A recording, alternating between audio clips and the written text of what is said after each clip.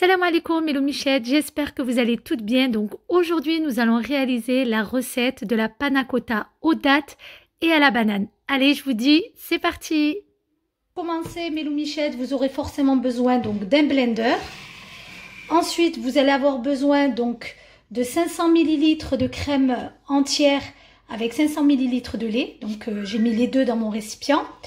Vous aurez besoin d'une banane et demie que j'ai coupée en petits morceaux, enfin en rondelles.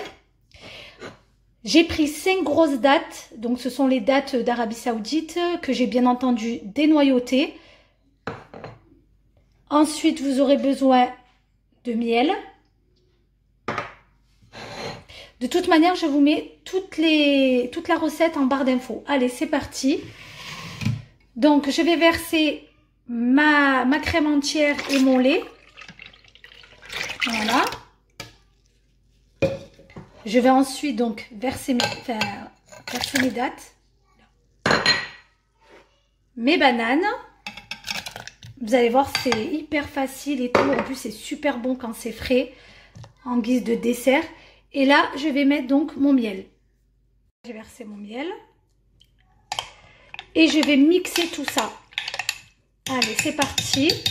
Vous n'aurez absolument pas besoin de mettre de sucre étant donné que les dattes c'est sucré. Et on a mis aussi du miel, donc il n'y a absolument pas besoin de sucre en poudre. Là, je mixe tout ça.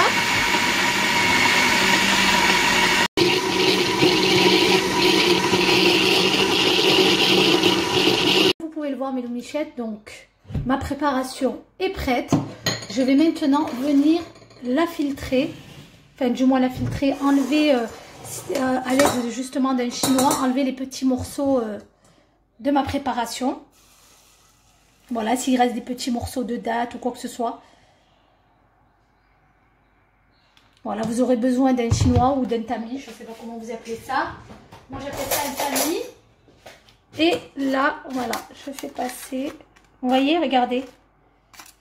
Là, voilà, on a des petits morceaux, vous savez, c'est des petits morceaux de peau de dattes. Ça évite justement que ça passe dans notre préparation. Après, si vous avez des tout petits morceaux ou quoi que ce soit, c'est pas grave. Hein. Donc voilà, maintenant je vais mettre tout ça à chauffer. Donc j'allume mon feu. Je vais laisser donc ma préparation chauffer jusqu'à ce que ça bout. Et à ce moment-là, je vais venir mettre mes feuilles de gélatine à l'intérieur. Pour cela, j'aurai besoin de 6 feuilles de gélatine. Voilà. Donc moi, comme vous pouvez le voir, j'ai préparé donc un récipient avec de l'eau bien froide. Et je vais tremper mes feuilles de gélatine à l'intérieur. Voilà, jusqu'à ce qu'elles se ramollissent. Mes loumichettes, je viens de retirer ma casserole du feu. Donc faites attention quand le lait est bien chaud, ça risque de déborder.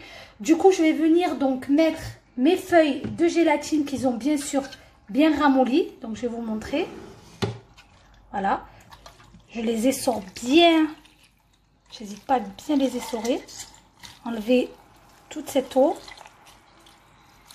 Et je viens mettre mon mélange, enfin mes feuilles de gélatine à l'intérieur de ma préparation. Et là, je vais mélanger à l'aide donc de mon fouet. Donc vous allez voir, ma gélatine, elle va fondre à l'intérieur.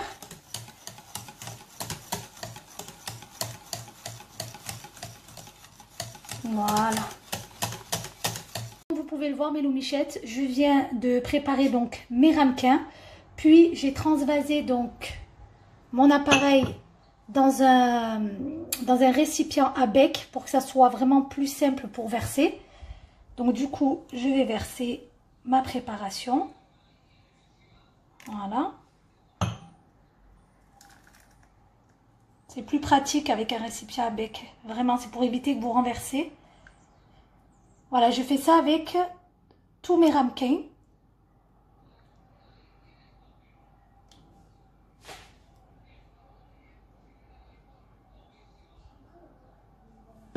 Donc là mes loumichettes, je viens de verser donc ma préparation dans mes ramequins. Comme vous avez pu le voir, j'ai pu faire 7 ramequins avec. Du coup, vous pouvez aussi les mettre dans des verrines. C'est à vous de voir en fonction de ce que vous avez chez vous. Du coup, je vais laisser donc tiédir à peu près 10 à 15 minutes. Puis je vais mettre tout ça au frais minimum 2 heures. Vous pouvez bien évidemment mettre au congélateur si vous êtes pressé, il n'y a aucun problème. Notre but est simplement que notre préparation puisse refroidir et surtout figer pour qu'on puisse décorer notre dessert. Allez, on se retrouve tout à l'heure pour la finalisation. Et voilà le résultat, mes michettes. Comme vous pouvez le voir, donc j'ai décoré ma panna cotta. J'ai mis donc des bananes, des framboises. Et ce que vous voyez donc en noir avec les graines de sésame, ce sont simplement des dattes que j'ai coupées en morceaux. Et à l'aide de mes mains, j'ai façonné des boules que j'ai bien entendu trempées dans des graines de sésame. J'espère que ma recette vous a plu. N'hésitez pas à vous abonner à ma chaîne YouTube et à la liker. Et je vous dis surtout à très vite pour de nouvelles recettes.